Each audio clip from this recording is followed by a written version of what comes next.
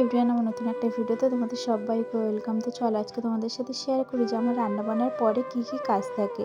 তো কালকে তো বিছানার চাদরটা উঠিয়েছিলাম, সেটা আবার কেচে দিয়েছি। তো দেখো বালিশের কভারগুলো শুকনো হয়ে গেছে, তো আরও কিছু জিনিসপত্র শুকনো হয়ে গেছে, সেগুলো সমস্ত কিছু তুলে নিয়ে এসেছি, এনে এক এক করে ভাঁজ করে রাখছি। জানো তো, মানে দিনের বেশিরভাগটাই না আমাকে হয় কাচতে হয়, না হলে জিনিসপত্র ভাঁজ করতে হয়। এই ছাড়া আমার কিন্তু আর সেরকম একটা কাজ নেই, কারণ রান্নাবান্না তো হয়েই যায়, তারপরে কিন্তু আর সেরকম একটা আমার কাজ থাকে না।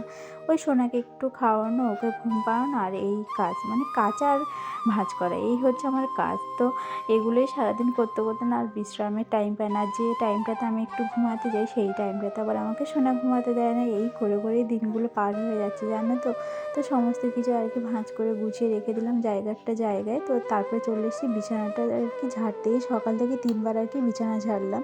একবার বাসি বিছানা ঝেড়েছি, তারপর রাজা অফিস যাওয়ার পর একবার ঝেড়েছি, আর এই এখন একবার। তো তারপর আবার ঘরটাকেও ঝাড়ু লাগিয়ে নিলাম।